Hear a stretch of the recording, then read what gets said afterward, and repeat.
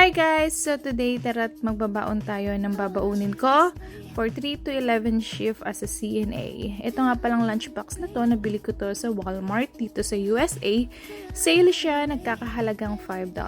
And syempre meron tayong spaghetti and sausage. Ayan. Ayan ang magiging main meal ko for today. And nahirapan akong isara at I wanna make sure na close siya para hindi siya kumalat sa loob kapag binuhat ko na siya. At meron tayong orange juice. Ayan, nagbaon ako ng orange juice. And meron naman juice dun sa workplace namin kasi hindi siya masarap. At ito namang marble chocolate na to. Nakita ko lang to sa TikTok. Sabi niya masarap daw to. Nabili niya sa Walmart. So bumili na rin ako. Which is, masarap nga siya. And last, apple. Kailangan maglagay tayo ng prutas sa katawan, lalo na si baby. So, ayun lang ang kakasya sa loob na nito. Wala na, hindi nakakasya. So, ayun lang.